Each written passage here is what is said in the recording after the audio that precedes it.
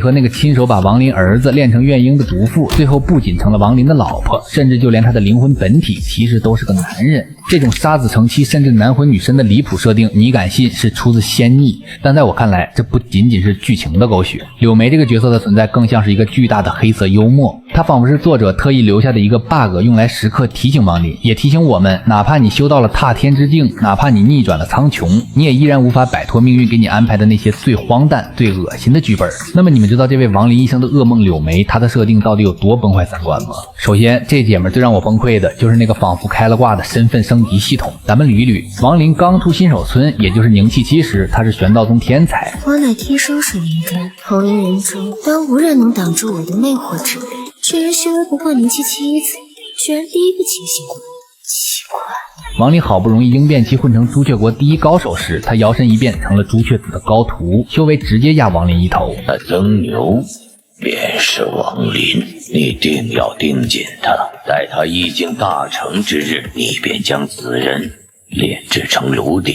你以为这就完了？等王林从妖灵之地逃到罗天星域，正准备装一波大的时，结果发现大家族的继承人又是他。甚至王林成了第二部大能之时，他摇身一变又是9级修真国神宗的圣女。这种感觉怎么形容呢？就好像你在玩网游，没日没夜的干了1年，终于满级了，正准备去新手村虐菜，结果一出门发现当年的村长居然变成了全服第一的氪金大佬，手里还拿着你没见过的神装，笑眯眯的看着你。合着王林这一路9死1生的练级，全是在追赶柳梅的起跑线。这已经不是努力的问题了，这就是赤裸裸的阶级碾压。如果只是修为高，咱们忍忍也就过去了，但他干的那点破事儿，真的比8点档的狗血剧还刺激。朱雀墓里两人意外擦枪走火，有了孩子。正常剧本要么带球跑，要么相爱相杀。柳梅倒好，她够狠，她为了报复王林，竟然花了30年把亲生骨肉炼成了怨婴。我真的想冲进书里给她2耳光，虎毒还不食子呢，这女人心是黑的吗？王林当时也是气疯了，那是他灭滕家城之后第2次动那么大的杀心，本来以为杀了也就完事儿了，结果人家那是分身，死了还能复活。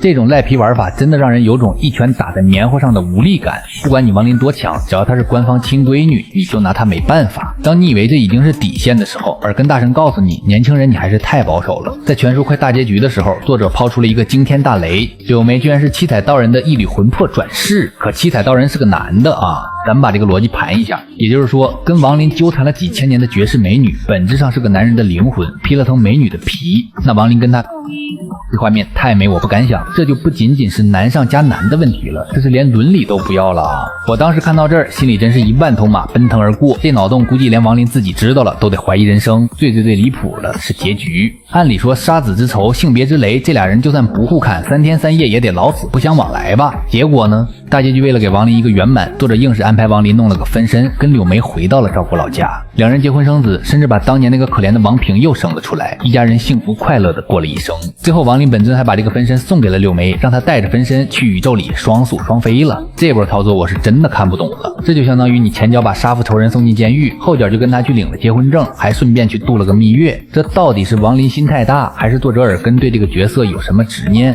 甚至有网友怀疑柳梅的原型不会是耳根的初恋吧，不然怎么能这都能洗白？纵观全书，柳梅的存在就像是一个巨大的荒诞符号，它证明了一个很扎心的现实道理，在这个世界上总有一些人是自带免死金牌的，哪怕他做尽了坏事，哪怕他离谱到了极点，只要那是命运的亲闺女，他就能拥有别人几辈子修不来的好运气。相比之下，那个靠一瓶灵液苦等200年的李木婉才显得那么珍贵，又那么让人意难平。